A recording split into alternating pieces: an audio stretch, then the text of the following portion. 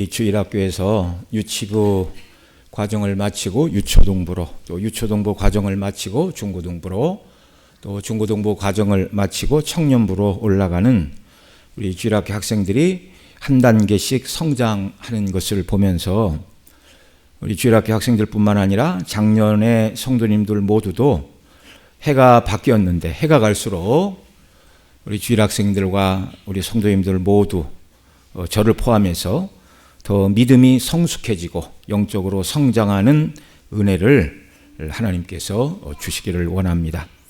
오늘 본문 말씀에서 잠언을 주신 목적을 말씀해 주고 있는데요. 참된 지혜를 주기 위하여 이 잠언이 기록이 되었습니다. 그래서 이 성경이 말하는 지혜로 충만한 우리 주일학생들 그리고 작년의 모든 성도님들 다 되시기를 소원합니다.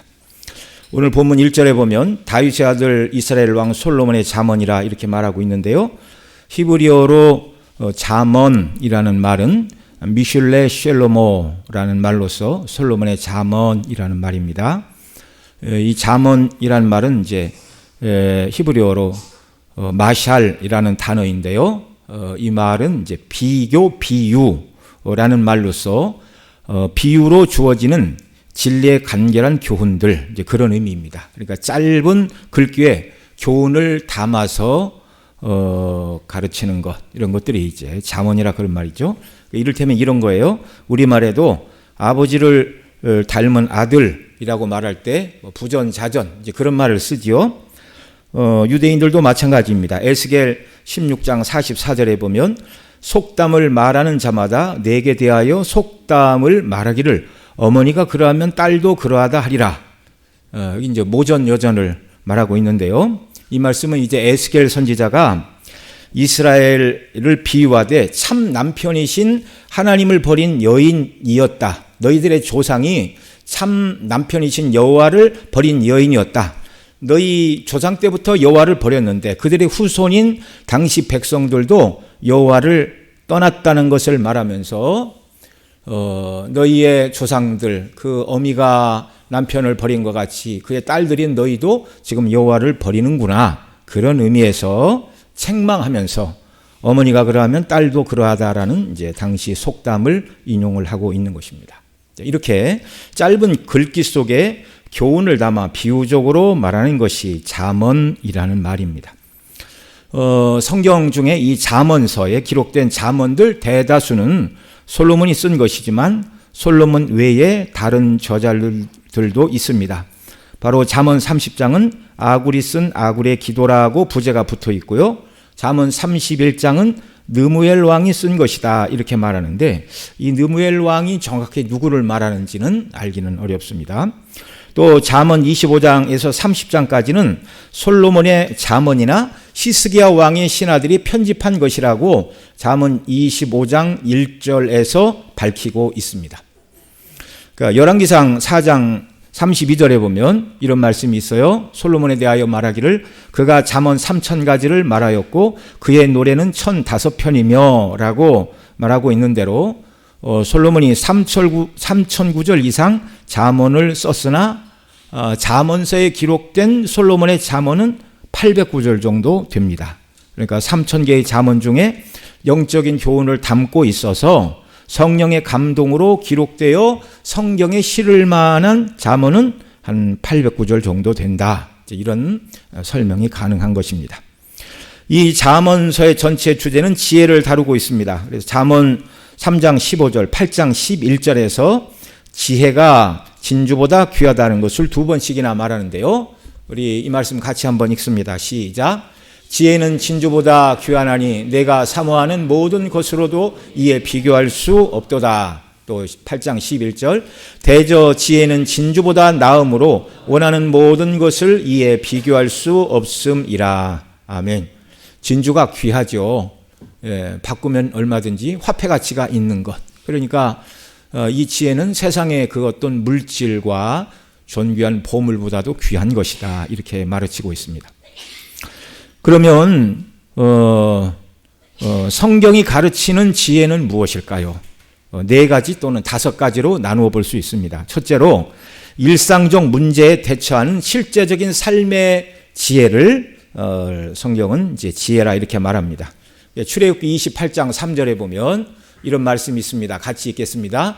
너는 물은 마음에 지혜 있는 모든 자 곧 내가 지혜로운 영으로 채운 자들에게 말하여 아론의 옷을 지어 그를 거룩하게 하여 내게 제사장 직분을 행하게 하라. 아멘. 이제 성막을 지을 때 특별히 성막에서 섬기는 대제사장 아론의 그 대제사장 옷을 만드는 것을 말씀하십니다. 누가 만드는가? 물은 너는 마음에 지혜 있는 자, 지혜 있는 모든 자, 곧 내가 지혜로운 영으로 채운 자들에게 말하여 아론의 대제사장의 옷을 짓게 하라 이렇게 말씀하고 있는 것입니다. 자, 하나님께서 명하신 대로 말씀하여 주셨지요. 어떻게 하라고. 일반 제사장들의 옷은 흰 옷 하나에 이렇게 허리에 띠를 띠고 이제 그거면 됐어요. 근데 대제사장들은 일반 제사장들이 입는 옷 위에 청색 겉옷을 하나 더 입고 에봇을 입고 또 뭐 에봇 위에 또 여러 가지 이렇게 견대를 차고 하는 거 또 우리가 다 출애굽기를 통해서 살펴봤는데 이 가슴에 있는 판결 흉배 그 앞에 이제 12개의 보석 양쪽 어깨에 호마노 보석에 이름을 새기고 하는 뭐 굉장히 정교하게 금과 청색실, 홍색실 이런 것들로 정교하게 짜야 되는 그 일들을 지금 말하는 것인데 누구에게 그것을 하라고 말하는가? 물은 마음에 지혜 있는 자. 그러니까 하나님이 말씀하신 설명서를 쭉 모세가 기록한 대로 말해줄 때 그것이 무엇인가를 깨닫고 만들어낼 수 있는 소위 일머리를 가진 사람, 설계도를 보고 설명서를 보고 무엇인가를 만들어낼 수 있는 일머리가 있어 문제를 해결할 수 있는 지혜. 성경은 전체적으로 바로 이것이 첫 번째 지혜다 이렇게 가르칩니다. 자, 첫 번째 지혜는 뭐라고요? 일상적인 삶의 문제를 실제적으로 해결할 수 있는 그런 지혜를 성경은 이제 첫 번째 지혜라 그렇게 말합니다. 두 번째 성경이 말하는 지혜는요, 깨달음과 지식의 지혜입니다. 열왕기상 4장 아까 32절 솔로몬이 잠언 3000가지를 말하고 노래는 1005편이라 말한 다음에 그 다음 33절에 이렇게 말합니다. 같이 읽습니다. 그가 또 초목에 대하여 말하되 레바논의 백향목으로부터 담에 나는 우슬초까지 하고 그가 또 짐승과 새와 기어다니는 것과 물고기에 대하여 말한지라. 이 솔로몬은 모르는 게 없어요. 하나님이 깨달음과 지식의 지혜를 한량없이 부어주셨어요. 그러니까 그가 왕이 되고서 1000번제를 드리고 하나님께 지혜를 구할 때 하나님이 솔로몬에게 주신 지혜는 바로 이 두 번째 지혜라 할 수 있습니다. 그래서 수많은 잠언을 짓고 시를 말하고 뿐만 아니라 초목에 대하여 말하되 풀과 나무에 대해서 솔로몬이 전문가인데 레바논의 백향목부터 이제 가장 큰 나무이죠. 크고 높고 뭐 이렇게 제목으로 쓸 수 있는 백향목부터 담에 나는 우슬초, 그러니까 돌담 사이에 나는 이런 작은 우슬초까지, 그러니까 풀에 쉽게 얘기하면 풀과 나무에 대한 뭐 더 쉽게 얘기하면 식물의 A부터 Z까지 모르는 게 없더라 그런 말입니다. 뿐만 아니라 짐승과 새와 기어다니는 것과 물고기, 그러니까 동물의 세계에 있어서도 짐승은 물론 하늘을 나는 새, 땅에 기어다니는 곤충과 바다나 강 속에 있는 물고기에 대해서 모르는 것이 없는 뭐라고 그래야 되나요? 만물 무슨 박사라고 해야 됩니까? 생물학 박사라고 그래야 됩니까? 만물 박사라고 그래야 됩니까? 모든 이치를 보고 깨닫고 궁금하면 찾아서 연구하여 그 원리를 깨닫는 참된 이런 지혜, 깨달음과 지식의 지혜를 하나님이 솔로몬에게 넘치도록 부어주셨어요. 이것이 이제 두 번째 성경이 말하는 지혜. 자, 첫 번째 지혜에는 일머리가 있는 지혜, 실제적인 삶 속에서 이렇게 저렇게 문제를 해결하는 지혜. 두 번째는 깨달음과 지식의 지혜. 그 다음에 성경이 말하는 세 번째 지혜는 절제의 미덕을 나는 도덕적 품성을 또한 지혜라 말합니다. 이것은 구체적으로 훈계를 듣고 자기 삶을 절제하는 것, 이것을 지혜라 말해요. 오늘 본문 2절에도 보면 지혜와 훈계를 알게 하며 3절에서 훈계를 받게 하며 그리고 오늘 본문 한 구절 뒤에 미련한 자는 지혜와 훈계를 멸시한다. 그 다음 8절에서 내 아들아 내 아비의 훈계를 들으며 내 어머니의 법을 떠나지 말라 이렇게 말씀하고 있습니다. 이 훈계라는 말이 히브리어로는 무사르라는 단어인데 가르치다, 지시하다, 설명하다 그런 뜻이에요. 그러니까 이 말은 구체적인 행동을 하도록 하기 위해 필요한 지식을 전달하는 것인데 이런 일은 해야 돼, 저런 일은 하지 말아야 되라고 교훈을 받았을 때 그 말씀을 듣고 자기를 절제하여 할 일은 행하고 하지 않을 일은 하지 않는 것. 이게 뭐라고요? 성경이 가르치는 세 번째 지혜라는 말입니다. 절제, 미덕을 아는 품성. 굉장히 중요하죠. 그러니까 부모가 아무리 충고를 해도 자기의 욕심을 따라 하고 싶은 대로 하는 자녀를 향하여 미련하다 그렇게 말하는 거예요. 성경이 가르치는 말씀에 따라서 순종하지 않고 엇나가면 그런 사람을 미련하다 이렇게 말하는 것입니다. 네 번째로 성경이 말하는 지혜는 특별히 이제 잠언에서 말하는 지혜인데요. 성경에서 말하는 지혜의 네 번째, 특별히 잠언에서 강조하는 이 지혜는 하나님을 경외하는 것이 참된 지혜라고 가르치고 있습니다. 시편 110편 1절, 잠언 9장 10절에서 여호와를 경외하는 것이 지혜의 근본이라고 가르칩니다. 여기 한번 같이 읽죠. 시편 111편 10절 시작.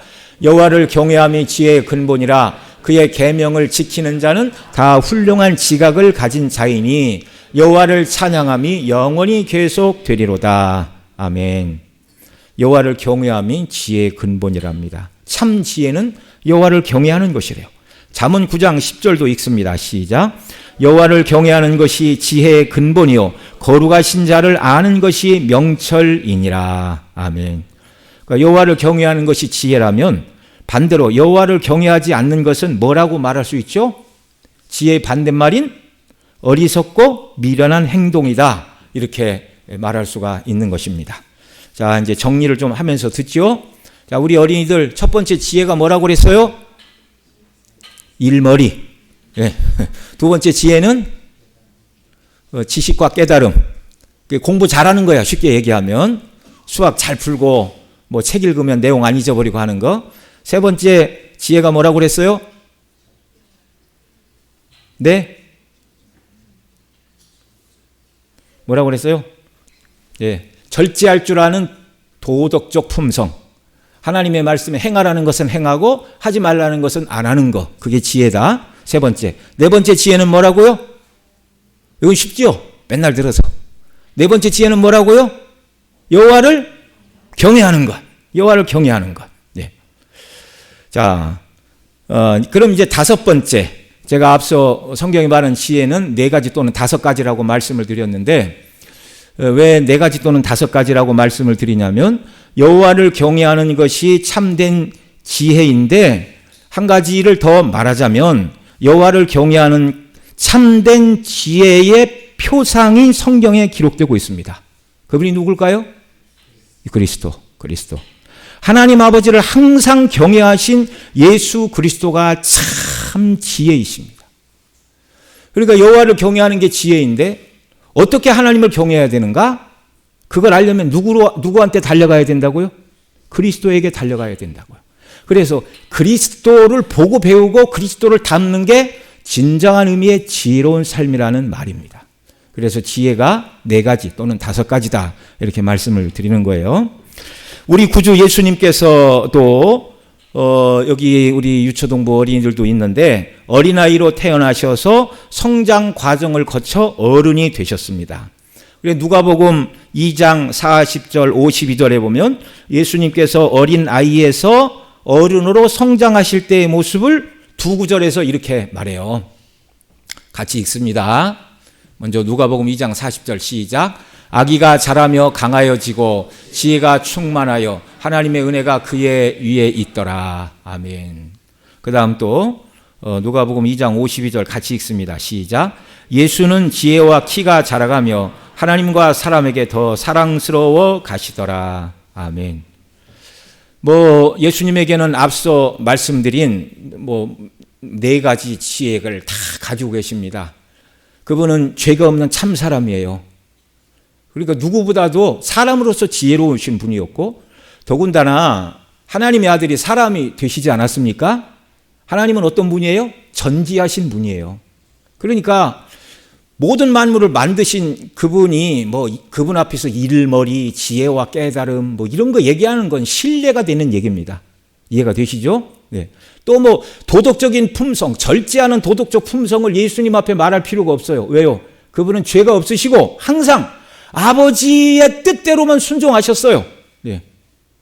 그리고 4번째, 여호와를 경외하는 것이 참된 지혜라고 말씀을 드렸는데, 여기 예수님께서 아이가 자라며 강화해지고 지혜가 충만해졌다는 것은 앞서 말씀드린 1, 2, 3번의 지혜뿐만 아니라 여호와를 경외하는 참된 지혜가 예수님께 있었다라는 말입니다.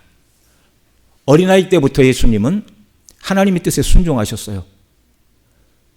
예수님은 죄가 하나라도 있으십니까? 없으십니까? 없어요. 태어나서 한 번도 죽으실 때까지 죄를 안 진 분은 누구밖에 없다고요? 예수님. 만약에 예수님이 죄를 하나라도 졌다면 구속자, 중보자로서의 자격을 상실하시는 것입니다. 예수님의 죽음도 자기 죄 때문에 죽는 거예요.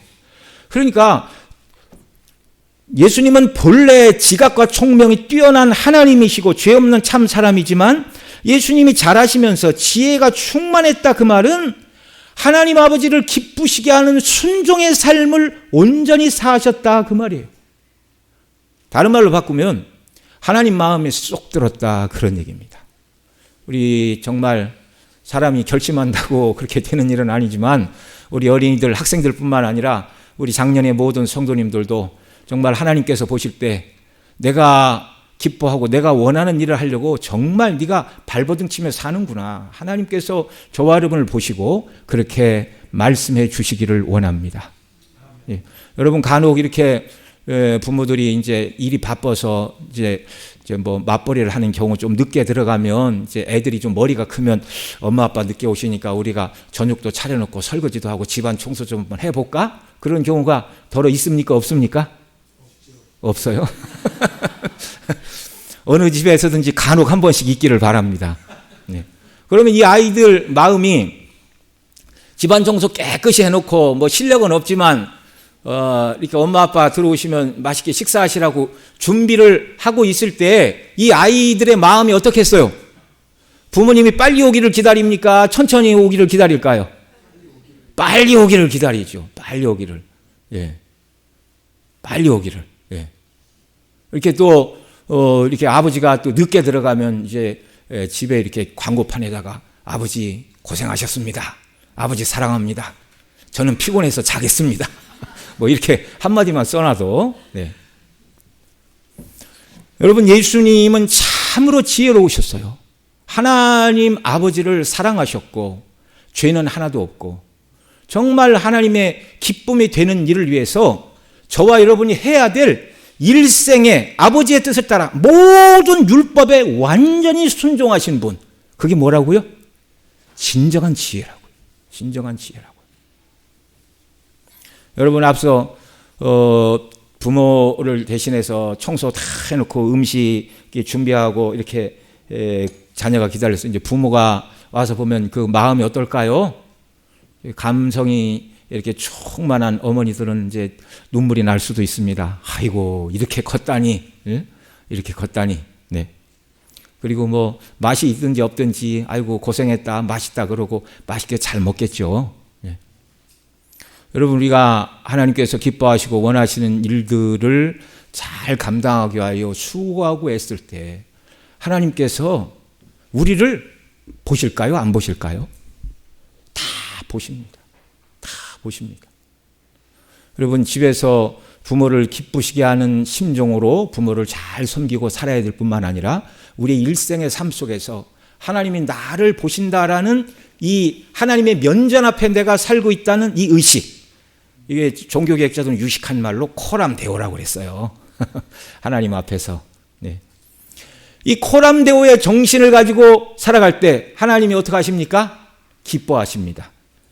거기 예수는 지혜가 충만하며 하나님의 은혜가 그 위에 있더라. 그러니까 하나님을 늘 기쁘시게 하는 순종의 삶, 경외의 삶을 예수님이 살아갈 때 하나님께서는 너무너무 기쁘셨어요. 그래서 하나님의 은혜가 예수님이 항상 넘쳐났고, 또 52절에 말하는 것처럼 예수는 지혜와 키가 자라가며 하나님과 사람에게 더 사랑스러워 가시더라.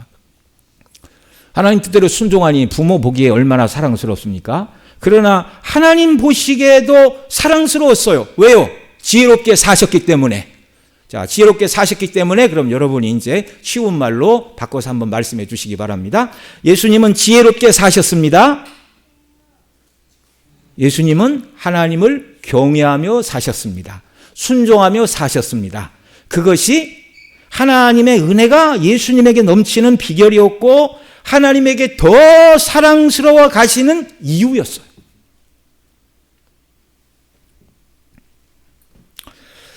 죄가 없으신 참 지혜자, 전지하신 하나님의 아들로서 가지신 지혜가 무한하신 분이죠. 1번, 2번, 3번이 무한하시죠. 그러나 죄가 없으신 예수님께서 하나님 아버지를 경외함과 사랑함으로 행하셨기에 가장 충만한 지혜의 원천이셨습니다. 여러분, 잠언이 말하고자 하는 참된 지혜 오직 하나, 바로 예수 그리스도처럼 여호와를 경외하는 것이 참된 지혜라는 걸 우리에게 가르쳐주고 계십니다. 오늘 주일학교에서 성장하는 어린이들과 학생들, 그리고 이미 장성한 저를 포함한 우리 모든 성도님들도 예수님께서 가지신 무지하신 참 사람으로서의 지혜, 또 하나님의 아들로서 가지신 신적인 지혜는 없다 할지라도 예수님께서 하나님 아버지를 경외하시고 사랑하심으로 그 뜻에 온전히 순종하심으로 말미암아 지혜롭다라는 이런 칭호를 받으신 그 예수님을 닮아서 정말 날마다 예수님 닮아 하나님 뜻에 순종하고 하나님을 경외하는 지혜로운 자들로 이 땅을 살아가기를 바랍니다. 예. 그러면 그런 자들 위에 하나님이 무엇과 무엇을 주신다고요? 은혜를 주시고 하나님이 더 사랑해 주신다고요. 잠언 8장 22절로 31절에서 예수 그리스도가 참 지혜라는 것을 또 이렇게 말해요. 잠언 8장 22절 같이 읽습니다. 시작. 여호와께서 그 조화의 시작고 태초에 일하시기 전에 나를 가지셨으며, 그러니까 하나님이 태초에 일하시기 전에, 창조하시기 전에 나를 가지셨대요. 그 지혜가 하는 말입니다. 지혜. 이 지혜가 바로 누구라고요? 예수 그리스도이십니다. 그 다음 23절부터 30절까지 한 절씩 읽죠. 제가 먼저 읽을게요.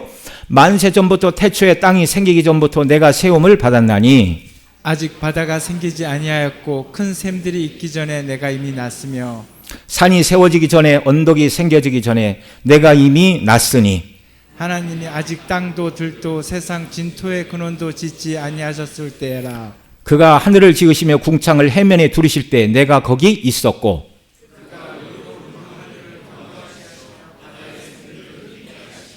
바다의 한계를 정하여 물이 명령을 거스리지 못하게 하시며 또 땅의 기초를 정하실 때에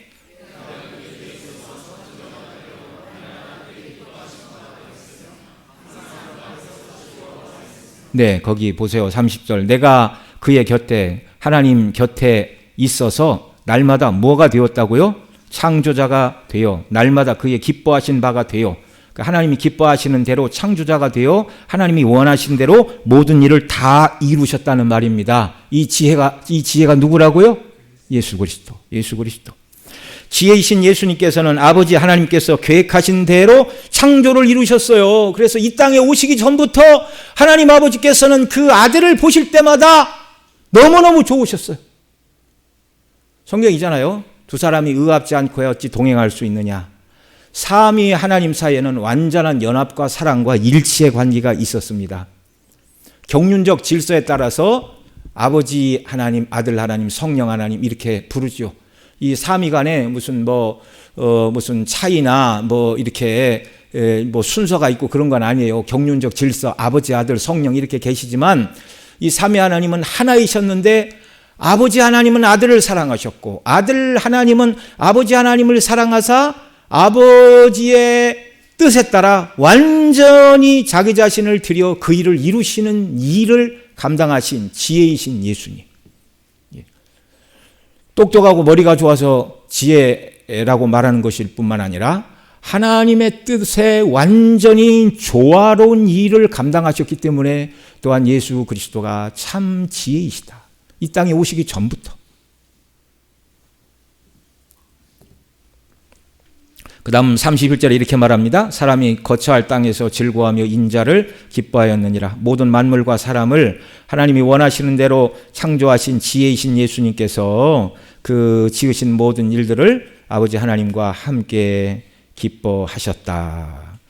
아버지 하나님이 계획하고 원하신 그대로 아들 하나님이 이루시는 하나님을 기쁘시게 하고 경외하고 그 뜻대로 순종하는 참된 지혜자로 이 땅에 오시기 전부터도 창조사에게 함께 하셨고 이 땅에 사람의 몸을 입고 오신 이후에는 이제 하나님으로서는 율법에 순종하실 필요가 없잖아요. 그러나 사람의 몸을 입고 여자의 후손으로 이 땅에 오시는 순간부터는 모든 율법의 의무 아래 예수님이 태어나셨어요.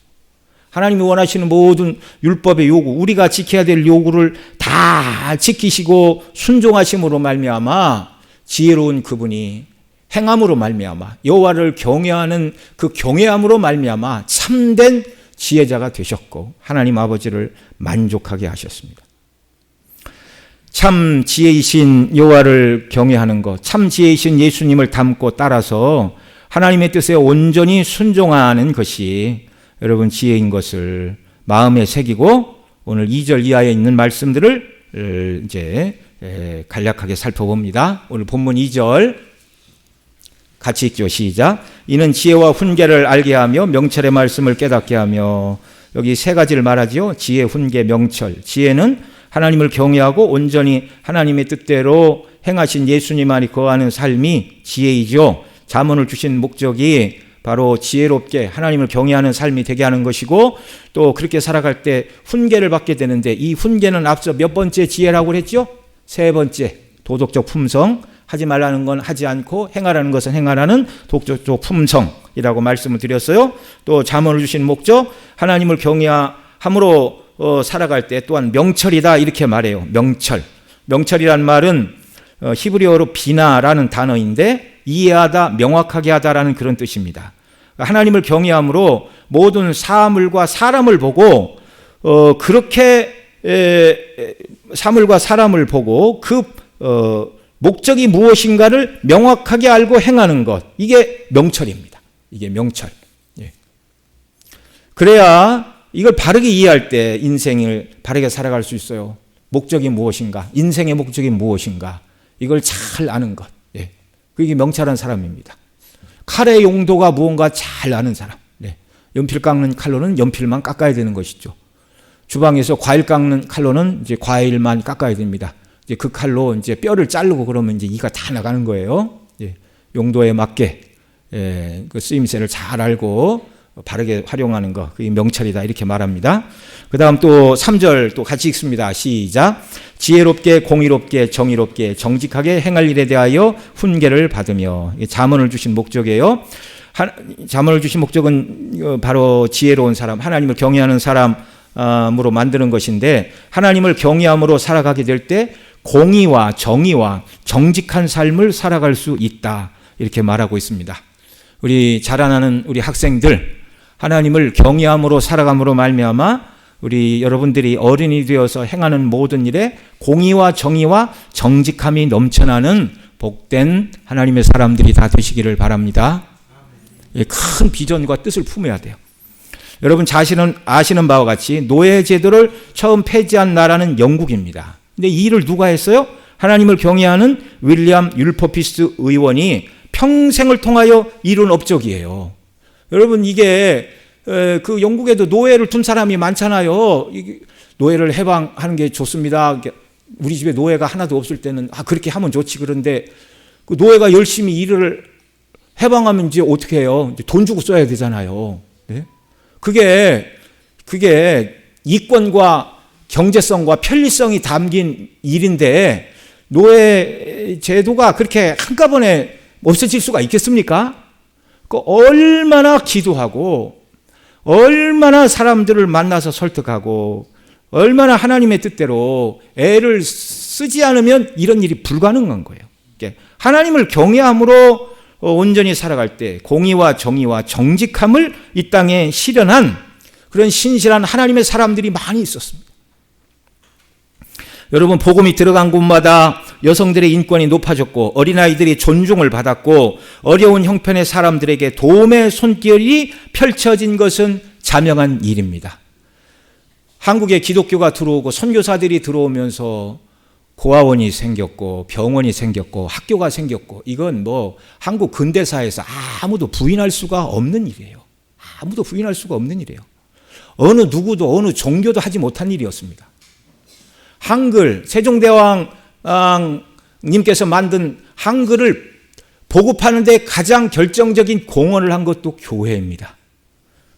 교회에서 성경 읽고 찬송 부르고 어디 나이 드신 분이 어디 학교 가서 한글 가르쳐 주는 데가 어디가 있어요? 네. 자, 그 다음 4절 또 봅니다. 4절 시작. 어리석은 자를 슬기롭게 하며 젊은 자에게 지식과 근신함을 주기 위한 것이니 하나님을 경외하는 것이 지혜인데 어리석은 자는 하나님을 경외하지 않는 자라, 그런 말이에요. 하나님을 경외하지 않는 어리석은 자들을 슬기롭게 하며 젊은 자에게 지식과 근신함을 주기 위함이다. 하나님을 경외함으로 돌아가라. 지혜를 배워라. 그러면 어리석은 자가 되지 않는다. 그런 말이죠. 여러분, 하나님 떠나서 세상 지혜로, 앞서 지혜가 1, 2, 3, 4, 5, 1번 일머리, 두 번째 지식과 깨달음, 3번 절제의 미덕, 쭉 말씀을 드렸는데 이 세상 사람들은 1번, 2번만 지혜라고 생각을 해요. 그러니까 일머리가 있고 지식과 깨달음이 있으면 돈을 잘 벌죠. 그런데 말씀으로 자기를 절제하지 않고 여호와를 경외하지 않으면 결국은 어리석은 자리로 떨어지는 것입니다. 그 사람이 누구냐면 누가복음 12장에 나와요. 이 사람이 농사를 잘 지었는데 얼마나 소출이 그냥 풍성하게 거두어들였는가. 곡식 창고를 더 짓고 여러 해 쓸 곡식을 다 쌓아두고 그 다음에 자기 영혼에게 말합니다. 내 영혼아 평안히 쉬고 먹고 마시고 즐거워하자. 이 부자를 향하여 예수님이 뭐라고 그랬어요? 우리 같이 읽겠습니다. 누가복음 12장 20절로 21절 시작. 하나님은 이르시되 어리석은 자여 오늘 밤 내 영혼을 도로 찾으리니 그러면 내 준비한 것이 네 것이 되겠느냐 하셨으니 자기를 위하여 재물을 쌓아두고 하나님께 대하여 부여하지 못한 자가 이와 같으니라. 아멘. 일머리가 있고 세상적으로 지혜가 있고 깨달음이 있고 똑똑해요. 오늘날로 얘기하면 여윳돈이 있으면 어디 땅을 사야 되고 어디 부동산에 투자해야 되고 어느 주식을 사야 되고 어느 코인을 사야 되고 여기에 이제 정통해 가지고 노력하지 않아도 이렇게 투자만 해도 이렇게 재산을 많이 불린다 할지라도 그것 자체가 지혜가 아니라는 거예요. 하나님의 말씀을 따라서 절제할 줄 알아야 되고 하나님의 말씀에 따라서 순종하고 무엇보다 하나님을 경외하는 삶, 예수님처럼 전심을 다해 하나님을 사랑하고 그 뜻대로 순종하지 않으면 결국 어리석은 자로 남게 된다. 세상을 다 얻어도 하나님을 경외하지 않고 세상 중심으로 산 이 사람을 향하여 예수님은 어리석은 자여 오늘 밤 내 영혼을 취하면 그 준비한 것이 네 것이 되겠느냐. 영혼을 취하는 생각 내 것 아니고 하나님을 경외하지 않고 살다가 죽은 이 사람은 지옥 형벌에 떨어지는 것입니다. 가장 어리석은 자가 되는 거예요. 5절로 6절 또 같이 읽습니다. 지혜 있는 자는 듣고 학식이 더할 것이요 명철한 자는 지략을 얻을 것이라. 잠언과 비유와 지혜 있는 자의 말과 오묘한 말을 깨달으리라. 여기 이제 앞에 있는 말들은 다 한 번씩 나왔고요. 여기 6절 하반절에 보면 오묘한 말을 깨달으리라 이렇게 말하고 있어요. 여기 오묘한 말이라는 말은 히브리어로 수수께끼라는 말입니다. 수수께끼. 예. 하나님의 모든 말씀들이 오묘한 말, 수수께끼처럼 여겨질 수 있다라는 거예요. 자, 어떤 말씀이 그렇죠? 우리는 성경 말씀대로 하면, 그 주의 말씀대로 순종하면 손해라는 생각이 들 때가 더러 있을까요? 없을까요? 있지요. 예를 들면 이런 것입니다. 주님이 산상보훈에서 오른편 뺨을 치거든 왼편도 돌려대며 너를 고발하여 속옷을 달라 하면 뭐까지 주라고요? 겉옷까지도 가지게 하며 억지로 오리를 가게 하거든 그 사람과 심리를 동행하라. 이 말씀. 이거 우리가 이 말씀을 어떻게 읽습니까? 최선을 다하여 선을 행하라. 그런 말씀으로 읽지요. 그런데 우리는 이 말씀대로 하면 손해라는 생각이 들어요. 오른편 뺨을 쳤는데 어떻게 왼뺨을 돌려대고 속옷을 달라는데 겉옷을 어떻게 주고 억지로 오리를 가게 하면 그 사람이 짐을 지고 심리를 어떻게 갈 수가 있겠는가?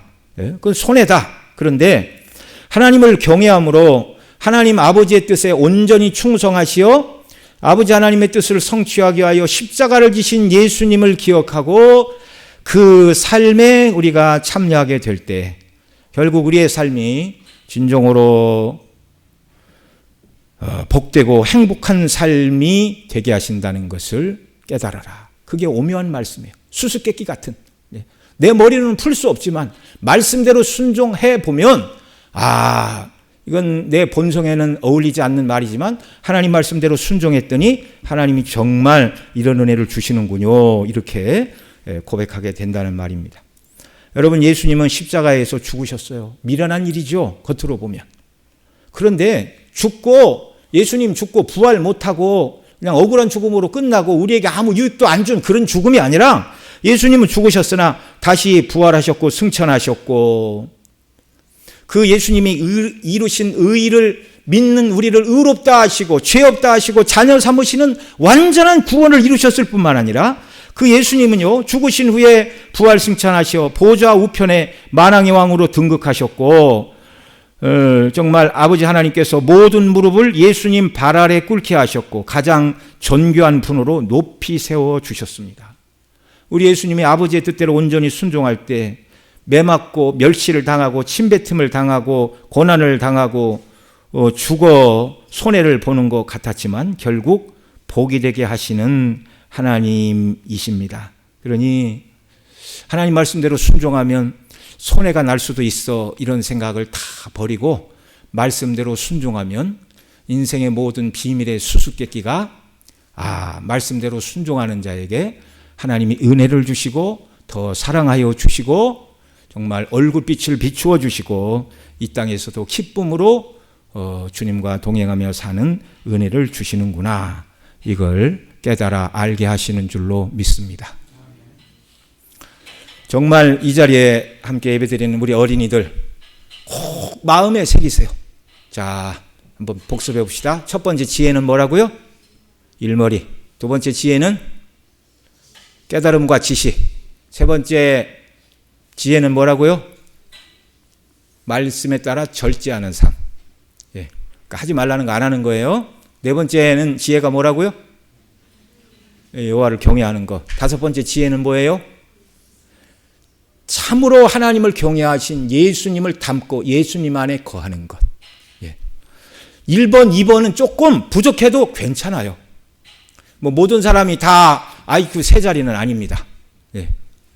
그러니까 2자리라고 낙심할 필요 없어요. 1번, 2번은 조금 부족해도 괜찮아요. 그러나 3번부터 하나님 말씀에 따라 자기를 절제하고 여호와를 경외하고 어떻게 경외해야 될까요? 라고 의문이 생길 때마다 죽기까지 순종하시고 아버지를 경외하신 예수 그리스도에게로 나아가시기 바랍니다. 그리고 그 예수님이 주시는 힘과 은혜로 온전히 아버지의 뜻대로 순종하며 살아가는 삶. 이게 정말 지혜로운 사람. 아이들뿐만 아니라 우리 작년에 모든 성도님들도 이런 참된 지혜자들이 되셔서 하나님의 은혜가 그 위에 넘쳐나고 더욱더 하나님 우리를 사랑하시고 미소 지으시는 얼굴을 배우며 기쁨으로 살다가 주님이 부르시는 날 주 앞에 서서 아버지, 제가 아버지 집에 드디어 왔습니다 라고 고백하는 역사가 우리 모두에게 있기를 바랍니다. 기도하겠습니다. 하나님 아버지, 우리에게 지혜를 더하여 주옵소서. 일머리의 지혜도 주시고 지식과 깨달음의 지혜도 더하여 주시고 그러나 무엇보다 하나님 말씀에 따라 절제할 것은 절제하고 순종할 것은 순종하는 그런 아름다운 미덕의 품성의 도덕적 품성의 지혜를 우리에게 더하여 주시옵소서. 무엇보다 온전히 하나님을 경외하는 참된 지혜자, 온전히 아버지 하나님 뜻대로 순종하시고 하나님을 경외하신 완전한 지혜의 표상이신 예수 그리스도를 바라보게 하시고 닮게 하시고 주님 안에 거하는 우리 모든 어린 이들과 학생들, 청년들, 장년들, 그리고 모든 노년의 우리 교회 성도님들이 다 되어서 날마다 이 땅의 삶이 하나님과 함께하는 축복의 삶이 되게 하시고 온전히 아버지 뜻에 순종함으로 아버지의 은혜가 넘쳐나고 아버지의 사랑이 넘쳐나고 또 아버지와의 성령 안에서의 참된 교통이 넘쳐나는 복된 삶을 살아가는 저희들이 다 되게 하여 주시옵소서. 존귀하신 우리 구주 예수님의 이름으로 기도드리옵나이다. 아멘.